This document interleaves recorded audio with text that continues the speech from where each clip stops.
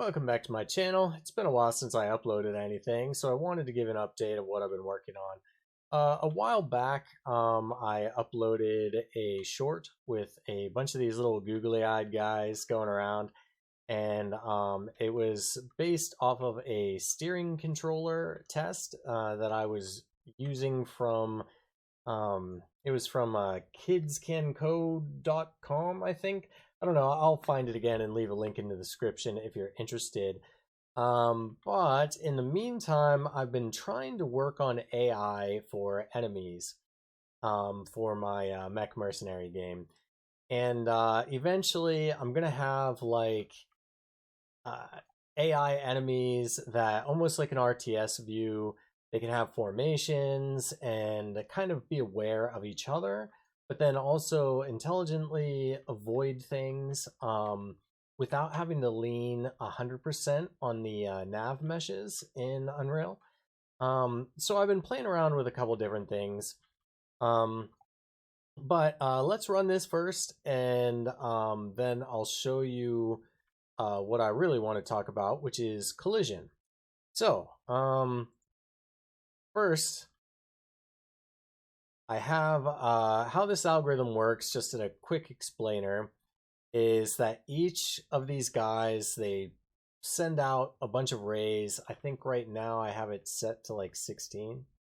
Um, and so they're basically like little feelers. And then they average out the difference between where they're interested in going, which is the blue line, which should be pointing to these little red dots, and then what is actually blocking them.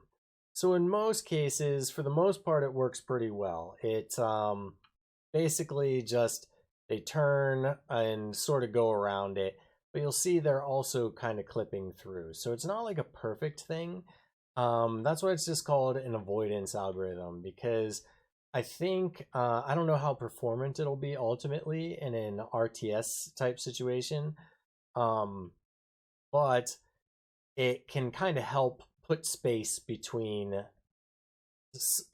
things, between mass numbers of units. And so I think that that will ultimately work in conjunction with the navigation mesh that Unreal has built in. All right, but what I really wanted to talk about today was collision. I bought a book, and it's really good. I highly recommend it. It's only like 10 bucks. I will also leave a link in the description for that.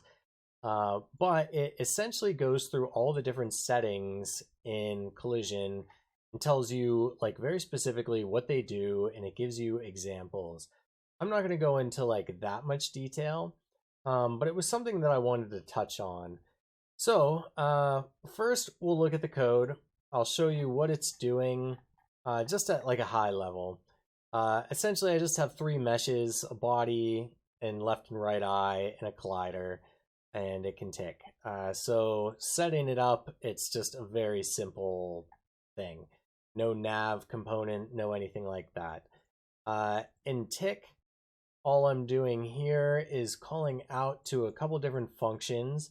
I have a debugging flag that I can turn off and on if I don't want to see the debug lines. The target location is just the little red dot that I'm showing. It's actually a sphere, but it looks like a cube because I have it turned down. The segments turned way down. So that's all show target location is doing, is it's calling out and drawing a debug sphere of where the unit is trying to go. And then set interest is where the real logic is being done. So there's an interest array, and this is a bunch of vectors. And I take the current location and the right vector, and I send the right vector out 60 units. So I'm extending out to the right. And then the world instance is just how I'm going to do my line tracing. So I'm getting a copy of uWorld here. Honestly, I probably shouldn't be redoing this every single frame. So I could probably just set this as like a global variable or something, and then set it a single time, like in begin play. But I haven't really gotten into profiling yet for performance. Um, I want to run some tests in that and see like just how much of an effect this kind of like slight mistake can make. All right, and then so I also have a property for the number of rays that I want.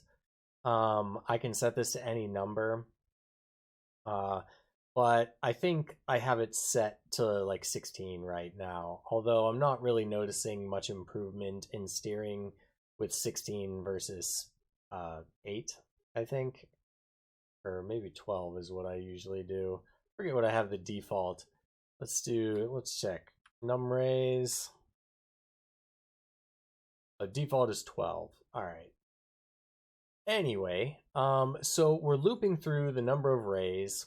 We're starting at 1. I forget exactly why I did it that way. It's because 0 would mess things up. I would have 1 less ray than I actually wanted if I didn't start at 1. All right, and so then I'm just taking the right vector, and every time I loop through the number of rays, I am doing this little calculation here. I'm rotating around the axis, rotating around the z axis specifically. And then I times the number are 360 degrees, so 360 degrees in a circle around the number of rays. So no matter how many rays I put in here, it will always evenly distribute them around the character. All right, and then the rotated vector short is basically it's just the location of the unit and then reached out at the angle of this vector. But then I'm shortening the line a little bit so that it doesn't collide with the owning actor. Now, this may not be 100% necessary. I have seen that there is a way to pass in exceptions to collision. I'm not sure if you can do it with a line trace, but basically, just to get it working, I did this so that no matter how I set up the collision, the line going from where the unit is, or unit is probably the wrong word. I'm using unit like in RTS. So where the actor is, if I go straight from the center of the actor out, it can collide with its own collision box. So I shorten it a little bit and put it on the outside of the collision box. But like I said, I think there is a better way to do this. I'm just not sure if you can do it with a line trace. All right, and then the rotated vector is just the current location plus the rotated vector, which again, this is like the long, uh, the, the longer point. So the rotated vector short is where we start the line trace, and rotated vector is maybe I should call it like rotated vector long or something, but it's the far point. So then we're doing the line trace, and then we're getting, it returns a boolean to see if we hit something. So the out hit, the F hit result, I'm just passing in that. And then this is a start and end point, and then the collision channel that I'm testing against. So in this case, it's world static, so it'll only be really looking at the trees unless I tell the actor itself that it is world static, then it would matter. The desired direction is the target location, which the target location is just a random vector. Here it is, find random vector, and it's just in the world. I switched it to only be in 2D space, so we're only looking at XY here, and going from -1000 to 1000 in Unreal Unit. And then I'm just returning the new vector. So, all right. So then moving on. So we have the collision. We're doing our line trace. We're looping through all the rays. And then the desired direction is the current location or the target location where you want to go minus your current location. And then the ray direction is the dot product. So essentially, it is, well, I have comments here. So ray direction relative to the actor, and this is the straight line direction. The dot product, I think the best way to explain this is it gets you an angle between the desired, well, it gets you the difference. Difference is even the wrong word. I think the difference in angle. Let's look at the no, just all it says is returns the dot product. This is something I haven't looked at this since like college. What a dot product was. So I had to look it up, but essentially it's just getting you the difference between, or I guess the average between two angles is the better way to say it, I believe. All right. So if there is a collision direction detected, then we're multiplying the ray direction, which is as above up here relative to the actor, and then multiplying it by the dot product. And then this negative 1.5 here, what I'm doing is, this isn't a part of the algorithm that I'm linking in the comments, but it did mention in that algorithm that if you negated the ray direction, it would enhance the steering direction. So I'm negating it so that it points in the opposite direction. That's where the avoidance is coming from. So if you have something 45 degrees to your right, I'm going to negate that and make your ray direction want to point to the left. And the multiplying it by 1.5 rather than just -1 is just increasing the strength of that a little bit. I also have code in here. You can just zero it out. That's a little bit more useful depending on how you're moving, but I'll get to that a little bit further in this algorithm. There is I have this note in here just because like I made a change that I think is a little bit more efficient than what the Kids Can Code algorithm has. They have like 2 arrays, and there is an interest direction and a danger array. Yeah, that's what they called it, danger array. And they're comparing the two, and that's how they're negating it. Whereas I'm like, well, if I already have a collision, I don't need to do another ray cast to tell me that. I can just automatically negate it. And then I add that ray direction to the interest array. So if there isn't a collision, then and if the dot product is greater than 0, so this is stopping it from, if you have interest direction in the rear directions, like I have since I'm going in 360 degrees, if you don't only check for a dot product greater than 0, the negative rays will balance out the positive rays and the character won't move at all. So it just, you multiply the dot product by the ray direction, and it reduces the amount of interest in that direction.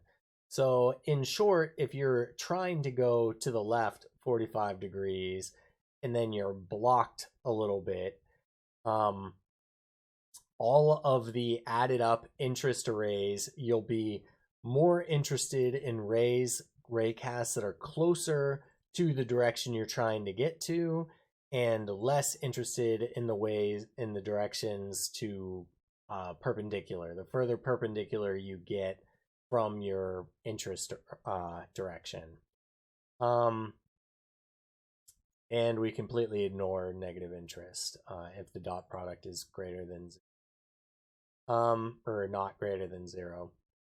And then if we're debugging, I'm just drawing the debug lines. So if the collision is detected, I draw a red debug line, and if it's not, I make it green. All right, and then move towards target. This is just a simple movement algorithm. The only interest here is I have a debug line. If we are debugging, I have a blue debug line showing the all the interest added up where we're looking to go towards. And then I rotate the, well, I get the rotation it's trying to get to, which is the interest direction, and then I'm interpolating from the current rotation of the actor to the desired one, which is towards the direction. And I have it set to 5 for the speed, so it turns pretty quickly. And then I'm just adding the offset, passing in delta time, and I will get to this false in a moment, but this is for sweeping. And then I have a movement speed constant that I'm multiplying by with delta. So the reason I have 2 here is, so if we're driving like a car, so you're in a car, you're always going in the forward direction, but as you turn, you're still going forward, but you'll start to move in a gradual arc, whereas if you're moving like a person walking, you can be walking in a straight line and then start strafing to the left. You can essentially change direction immediately without needing to pull a U-turn, essentially. So I have them both in here, but right now I'm steering it like a car. And then, yeah.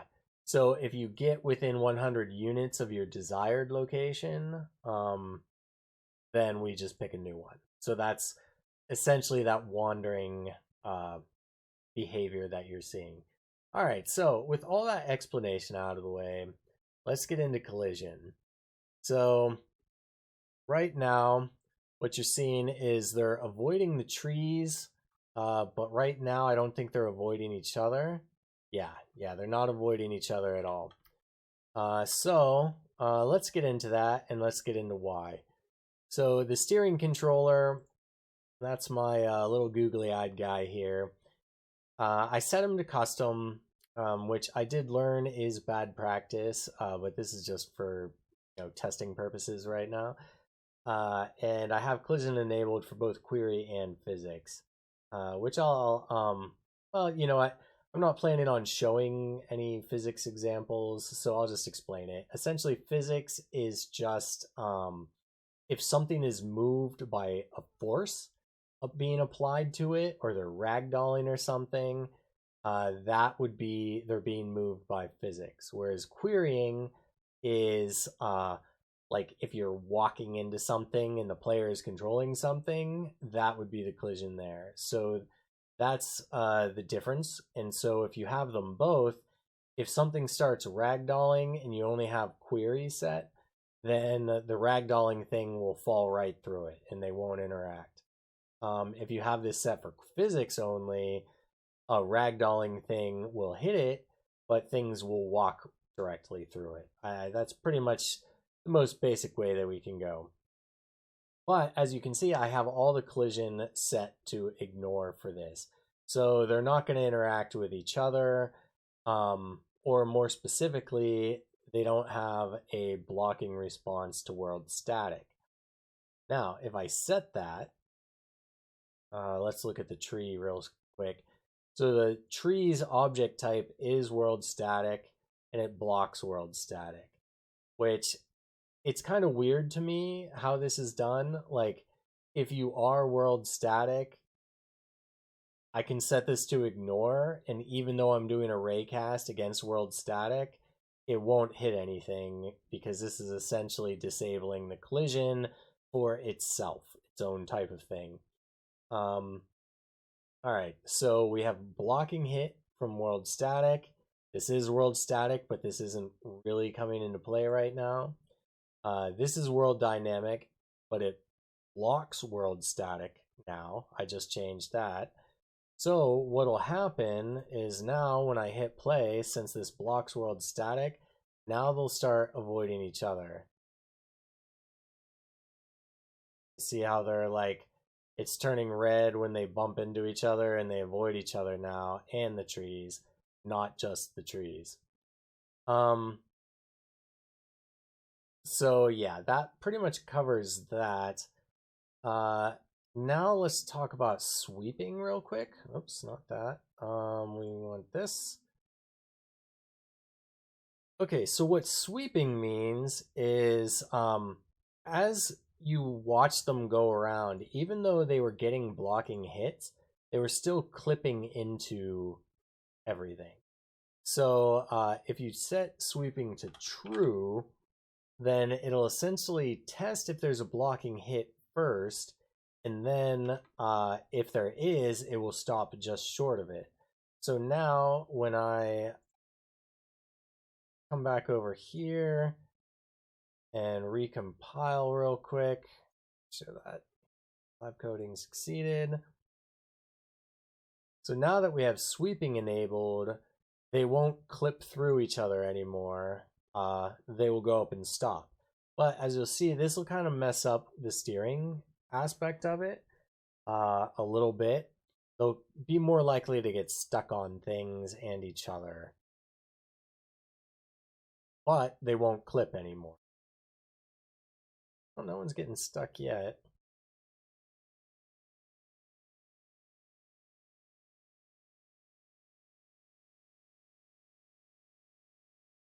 You know, it's actually working pretty good. Oh, you know what it is? They're blocking each other, but not the tree. I think they're still clipping through the trees. You know what? Let's for testing purposes, let's increase the number of these guys.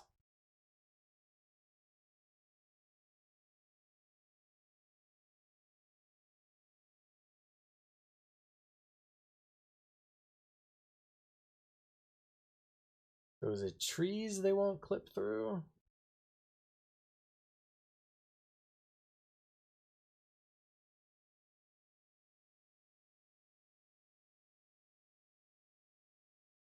Yeah, I think they're hitting each other.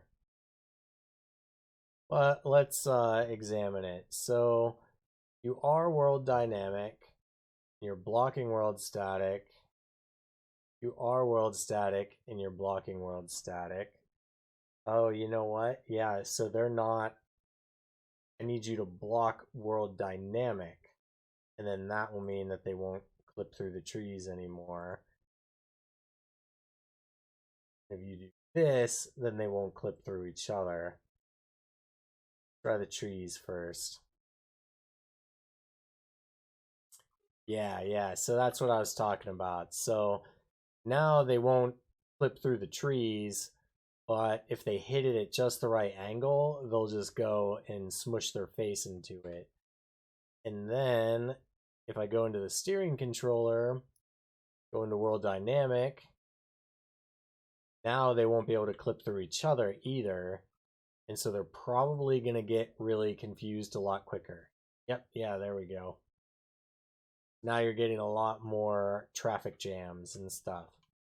So that's sweeping, and that's a very basic overview of collision. But it essentially, what you're looking at is the object response. That's how it responds to something else checking a collision against it. And the object type comes into play because it's not even going to be picked up by something else if it doesn't have the right. Well, honestly, I think this has more to do with collision presets. Because really, if you have it set to custom, then you can tell it to be respond any way that you want. The other thing that I wanted to look at was um, physics. Not to do much of a um, where is the thing? I don't want to do much of an experiment, but physics.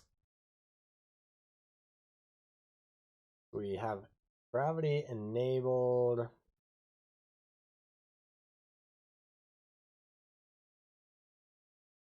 Okay, physics.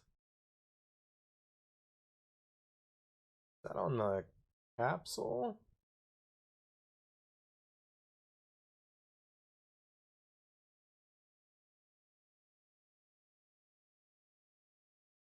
Async physics.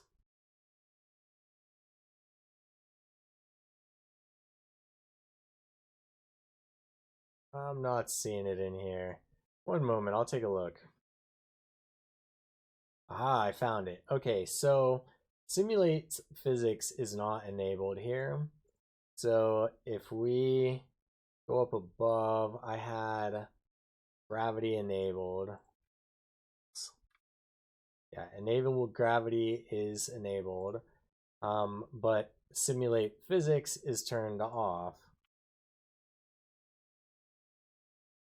All right, so we look at this, we'll see that they're just like floating above the ground a little bit. But if I go over here and do simulate physics, I believe this means that they will now drop. Yes, they did, but since they're interacting with the ground, they're getting stuck. Interesting. All right, yeah, and so any combination of these things can really like mess up what you're trying to do.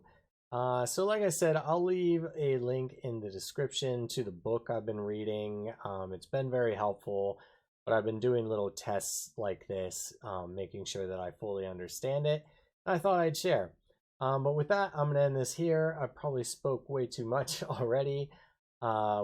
Eventually, I'd like to get these guys to be able to move in like a formation, and then that's going to make up part of how I'm going to handle the AI of both enemies and allies in my Mech Mercenary game.